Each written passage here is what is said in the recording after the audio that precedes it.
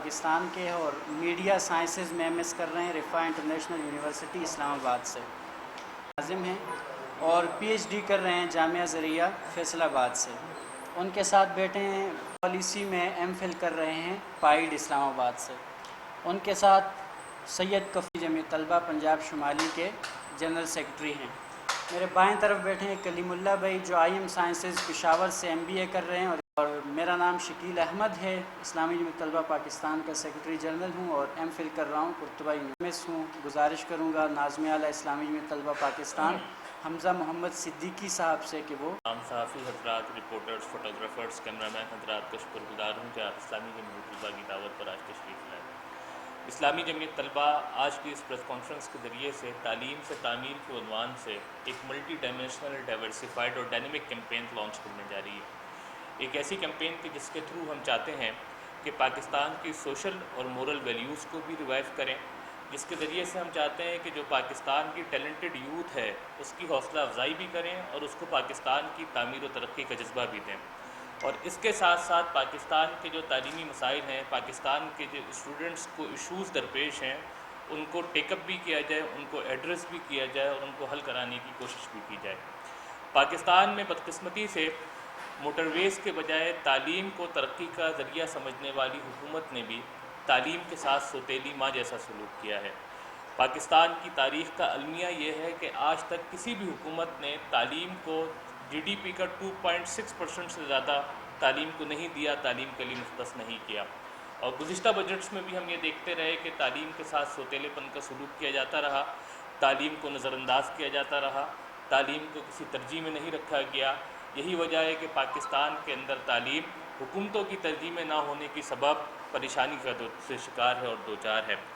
پاکستان کا آئین کہتا ہے کہ 1 سے 16 سال تک کی جو ایجوکیشن ہے وہ فری ہوگی، اور آئین کا سینس یہ کہتا ہے کہ پاکستان میں تعلیم کی فراہمی اسٹیٹ کی ذمہ داری ہے، اور بتدریج اس عمل کو آگے بڑھاتے ہوئے تعلیم کو مفت کیا جائے گا، تعلیم کو عام کیا جائے گا، تعلیم کو ہر طالب علم کی پہنچ تک پہنچایا جائے گا۔ لیکن المیہ یہ ہے کہ آج پاکستان کے اندر اگر ہم ایلیمنٹری ایجوکیشن اور سیکنڈری ایجوکیشن کی بات کریں تو نہ ہی وہاں پر وہ کیپیسٹی موجود ہے اور نہ ہی وہ معیار موجود ہے کہ پاکستان کا ایک عام طالب علم ان تعلیمی اداروں کے اندر پڑھ سکے۔ ہم شہروں کی بات کرتے ہیں تو وہاں پر تو تعلیمی ادارے اس طرح کی موجود ہی نہیں ہیں، ان کی تعداد بہت کم ہے، اور اگر پاکستان کی ہم پیریفیریز کے اندر چلے جائیں تو وہاں اندازہ یہ ہوتا ہے کہ اسکولز اور وہاں کے کالجز وہ وڈیروں کی، نوابوں کی، جاگیرداروں کی اوطاق بنے ہوئے ہیں، کہیں گھوڑے اور بیل بندھے ہوئے ہیں تو کوئی بھینسوں کے باڑے بنے ہوئے ہیں۔ ہم یہ سمجھتے ہیں کہ پاکستان کی ریاست اپنی ذمہ داری کو ادا نہیں کر رہی، اور پاکستان کی ریاست کی ذمہ داری یہ ہے کہ وہ پاکستان کے ہر طالب علم کو تعلیم پہنچائے۔ اس کے نتیجے میں ہوا کیا ہے؟ ہوا یہ ہے کہ یونیسیف کی رپورٹ کے مطابق پاکستان میں 22.85 ملین اسٹوڈنٹس وہ ہیں کہ جو تعلیم کی بنیادی سہولت سے محروم ہیں، جن کو out of the school children کہا جاتا ہے، اور رپورٹ کے مطابق 5 سال سے 16 سال تک کی عمر کے یہ 44% بنتا ہے جو پاکستان کی پاپولیشن ہے، اور Pakistan out of the school children کے اعتبار سے دنیا کا دوسرا بڑا ملک ہے۔ ٹیکنالوجی کے اس دور کے اندر پاکستان کا طالب علم مجبور ہے کہ ٹاٹ پہ بیٹھ کے تعلیم حاصل کرے، اور ایک بڑی تعداد میں پاکستان کے بچوں کو یہ فیسلٹی اور یہ سہولت بھی میسر نہیں ہے۔ دوسرا اس کا نقصان یہ ہوا ہے کہ پاکستان میں طبقاتی نظام تعلیم نے جنم دیا ہے۔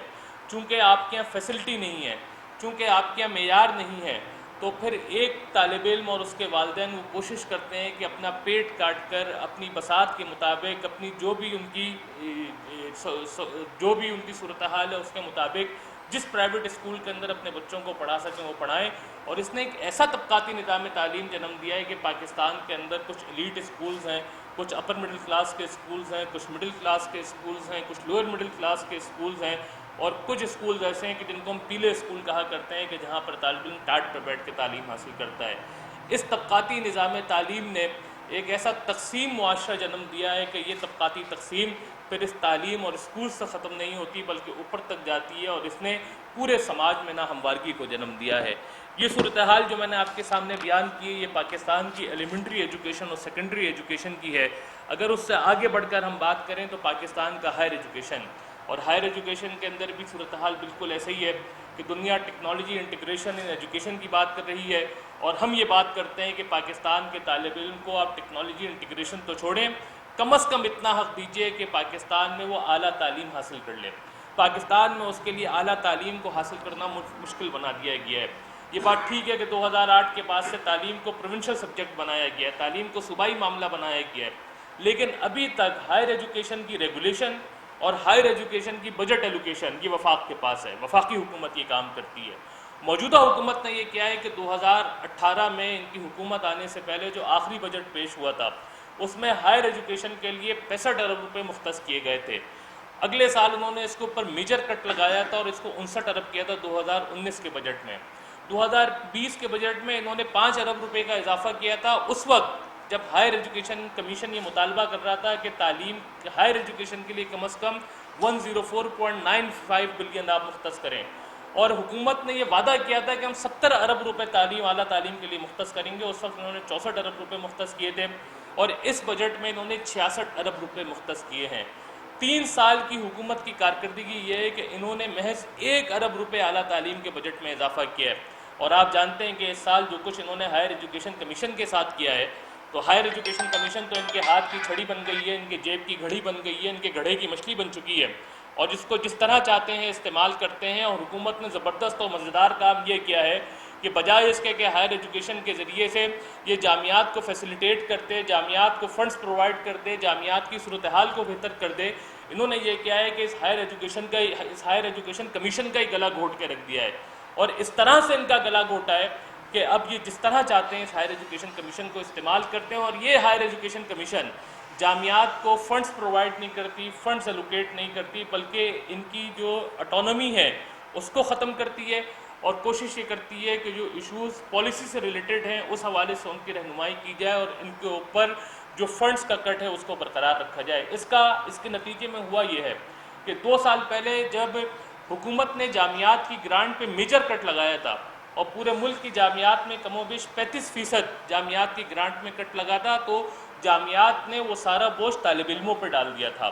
اور پھر پورے ملک کی جامعات میں فیسوں میں جو اضافہ ہوا تھا وہ 30% سے لے کر 65% تک اضافہ ہوا ہے. حکومت کے اپنے اسٹیٹسٹکس یہ کہتے ہیں کہ گزشتہ 4 سالوں میں ہاؤس ہولڈ انکم میں ایوریج اضافہ 16% ہوا ہے, لیکن گزشتہ 4 سالوں کے اندر جامعات کی فیسوں میں اضافہ 30% سے لے کر 65% تک ہوا ہے. ایک طالب علم کے لیے تعلیم کا حصول مشکل بنا دیا گیا ہے. عالمی ادارے کہتے ہیں کہ پاکستان کے اندر ڈراپ آؤٹ 75% ہائر ایجوکیشن کا ڈراپ آؤٹ اس وجہ سے ہے کہ فیسوں میں اضافہ ہوا ہے. گزشتہ سال گیلپ نے سروے کیا, اس کے مطابق 56% طلباء کا خیال ہے کہ چونکہ فیسوں میں اضافہ ہو گیا ہے اس لیے ان کے لیے اعلیٰ تعلیم کا حصول مشکل اور ایک درجے کے اندر ناممکن بنا دیا گیا ہے. اور صرف یہ نہیں ہوا, بلکہ میں آپ کو یاد دلانا چاہتا ہوں کہ 2013 میں ایک بل قومی اسمبلی سے پاس ہوا تھا جس کے مطابق وہ جامعات جن کی فیسیں سالانہ 2 لاکھ روپے سے زائد ہوں گی ان طالب علموں کو 5% ود ہولڈنگ ٹیکس بھی ادا کرنا ہوگا. اس وقت تو شاید بہت ساری جامعات کی سالانہ فیسیں 2 لاکھ روپے سے زیادہ نہیں تھی, لیکن آج پاکستان کی سرکاری جامعات کا یہ حال ہے کہ ان کی سالانہ فیسیں 2 لاکھ روپے, 2.5 لاکھ روپے, 3 لاکھ روپے, 4 لاکھ روپے اور اس سے زائد ہیں. تو ایک جانب تو وہ اپنی فیس ادا کر رہے ہیں, دوسری طرف جو حکومت نے ایک ظالمانہ ٹیکس ان کے اوپر عائد کر دیا تو طالب علم مجبور ہے کہ وہ ظالمانہ ٹیکس بھی ادا کرے, اور 5% ود ہولڈنگ ٹیکس سالانہ وہ اس فیس کے اوپر ادا کر رہا ہے. میں یہ سمجھتا ہوں کہ تعلیم کے راستے حکومت بند کر رہی ہے, تعلیم کے راستے میں روڑے اٹکا رہی ہے, ایک طالب علم کے لیے حصول تعلیم مشکل بنا دیا گیا ہے. پاکستان کے سرکاری اسٹیٹسٹکس یہ بتاتے ہیں کہ وہ اسٹوڈنٹ جو سیکنڈری پاس کرتے ہیں وہ 16% ہیں, ڈراپ آؤٹ اتنا ہے کہ وہ اسٹوڈنٹ جو ہائر ایجوکیشن تک پہنچتے ہیں وہ 2.6% ہیں.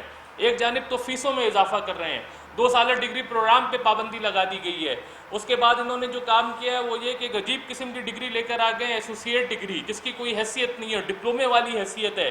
اس کے بعد میرا خیال ہے کہ پاکستان کے اندر drop out ratio higher education کے اندر بڑھے گا اور یہ 2.6% سے گر کے 1.2% تک جا سکتا ہے. اس لیے ہمارے واضح مطالبات ہیں. ایک مطالبہ تو یہ ہے کہ جو بجٹ کے اندر کٹوتی کی گئی ہے اس بجٹ میں اضافہ کیا جائے, کم از کم اتنا بجٹ رکھا جائے جتنے بجٹ کا مطالبہ گزشتہ سال ہائر ایجوکیشن کمیشن یعنی HEC نے کیا تھا. دوسری چیز, گزشتہ 4 سالوں میں فیسوں میں جتنا اضافہ ہوا ہے اس کو واپس لیا جائے.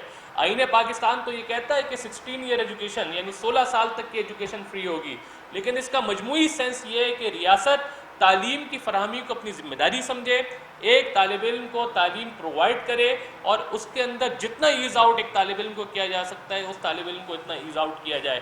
لیکن عملاً طالب علم کو ایز آؤٹ کرنے کے بجائے طالب علم کے اوپر برڈن ڈالا جا رہا ہے جس سے اس کے لیے تعلیم کا حصول مشکل ہو گیا ہے. اس لیے گزشتہ 4 سالوں میں فیسوں میں جو اضافہ ہے اس کو واپس لیا جائے. تعلیم پر کسی قسم کا ٹیکس پاکستان کے طالب علم کو قبول نہیں ہے. یہ 5% ود ہولڈنگ ٹیکس ہو یا 2% جو اس سال کے شروع تک وصول کیا جاتا ہے G S T general sales tax. تعلیم کو تجارت بنا دیا ہے، کاروبار بنا دیا ہے. یہ جی ایس ٹی، یہ ڈبلیو ایچ ٹی، یہ ہمیں تعلیم کے اوپر قبول نہیں ہے اور ہم اس کو مسترد کرتے ہیں اور حکومت سے کہتے ہیں کہ اس بل کو واپس کیا جائے. اور یہ تو وہ بل ہے جو موجودہ حکومت کی جو اپوزیشن پارٹی ہے مسلم لیگ نون نے اپنے دور حکومت میں منظور کیا تھا. یہ تعلیم دشمن بل ہے، اس بل کو واپس لیا جانا چاہیے. اس کے ساتھ جو میں آپ کے سامنے کچھ چیزیں رکھنا چاہوں گا کہ گزشتہ سال پی ایم ڈی سی کو ختم کر کے پی ایم سی قائم کی گئی تھی. اسلامی جمعیت طلبہ نے اس کے اوپر اپنے ریزرویشنز کو اظہار کیا تھا کہ ایک جمہوری حکومت کے اندر بھی جو جمہوری ادارے ہیں کہ جو اپنی ہی کمیونٹی کے لوگ جس کو منتخب کرتے ہیں تو اس کو ختم کر کے ایک آمرانہ طرز حکومت ہے کہ جس کے اندر ایک ایسی پی ایم سی مسلط کر دی گئی ہے کہ جو نہ ڈاکٹروں کی مشاورت سے قائم ہوئی نہ جس کو چلانے والے ڈاکٹرز ہیں. ایک ایسا ملغوبہ بنایا کہ جس کے اندر وکیل بھی ہے، فلنتھراپسٹ بھی ہے، سول اور بھی اس کے اندر جتنے لوگ معاشرے کی اکائیوں کے ہو سکتے ہیں ان کو ملا کر اپنی مرضی کی ایک چیز بنا دی گئی تھی. گزشتہ سال بھی ایم ڈی کیٹ کا جب ٹیسٹ ہوا اس سے پہلے بھی اسٹوڈنٹس نے جو مشکلات ہیں جو ریزرویشنس ہیں ان کا اظہار کیا تھا، اس کے بعد بھی اظہار کرتے رہے. آج بھی ہوا یہ ہے. 4 دن پہلے آپ نے خبر پڑھی ہوگی کہ کوئٹہ کے اندر ایم ڈی کیٹ کے اسٹوڈنٹس نکلے تھے، ان کے اوپر ریاستی جبر اور تشدد کیا گیا، ان کے اوپر لاٹھی چارج کی گئی. یہ کیسا معاشرہ ہے کہ جہاں پر لوگوں کو اپنی بات کہنے کی آزادی نہیں ہے اور حکومت میں اتنا حوصلہ نہیں ہے کہ ان کی بات سن سکے. اسی طریقے سے ایک ٹیسٹ جو میڈیکل اسٹوڈنٹس کے اوپر لاگو کیا گیا وہ نیشنل لائسنسنگ ایگزام کے نام سے NLE کے نام سے. نہ طلبہ سے مشاورت کی گئی، نہ اساتذہ سے مشاورت کی گئی، نہ ڈاکٹر سے مشاورت کی گئی. وہ طالب علم جو 5 سال پتا ماری کر کے محنت کر کے جان مار کے اپنا MBBS کلیئر کرتا ہے اس کو یہ کہا جا رہا ہے کہ تمہیں پریکٹس کے لیے ایک اور ایگزام دینا ہوگا. پورے نظام تعلیم پر عدم اعتماد ہے. 5 سال کی اس کی پڑھائی ایک طرف اور ایک ٹیسٹ ایک طرف. 5 سال کی پڑھائی کے بعد اگر وہ ٹیسٹ کلیئر اور صرف کلیئر نہیں 70% اس کی کلیئر مارکس رکھے گئے ہیں. 70% اچیو کرے گا تو پریکٹس کر سکے گا، 70% اچیو نہیں کرے گا تو پریکٹس نہیں کر سکے گا. اور مثال دیتے ہیں کہ امریکہ اور برطانیہ میں یہ ہوتا ہے. بھائی امریکہ اور برطانیہ میں انہوں نے پہلے اس پورے آئیڈیا کو فلوٹ کیا، پھر جتنے کنسرن لوگ ہیں ان سے مشاورت کی اور اس پوری مشاورت کے بعد انہوں نے وہ پھر اس نتیجے پہ پہنچے کہ اس کو کس طریقے سے کرنا ہے اور اس میں مزید اس چیز کا اضافہ کیا گیا کہ اسپیشلائزیشن کے لیے پھر مزید کسی ٹیسٹ کی ضرورت نہیں ہے. انہوں نے آگے کسی چیز سے ایگزیمشن دیے بغیر انہوں نے NLE کو نافذ کر دیا اور طلبہ کو مجبور کیا جا رہا ہے کہ وہ اس کو دیں. پاکستان کی میڈیکل اسٹوڈنٹ کمیونٹی اس کے خلاف برسر پیکار ہے. 2 ہفتے پہلے جب لاہور میں یہ مظاہرہ کر رہے تھے ان کے اوپر آنسو گیس کے شیل فائر کیے گئے، ان کے اوپر کیمیکل پھینکا گیا، ان کے اوپر لاٹھی چارج کیا گیا. ہم اس ریاستی جبر کو مسترد کرتے ہیں، حکومت سے مطالبہ کرتے ہیں کہ NLE کو واپس لے اور جتنی اس کی کنسرن لوگ ہیں، جتنے اسٹیک ہولڈرز ہیں ان کی مشاورت کے ساتھ آگے کوئی چیز طے کی جائے.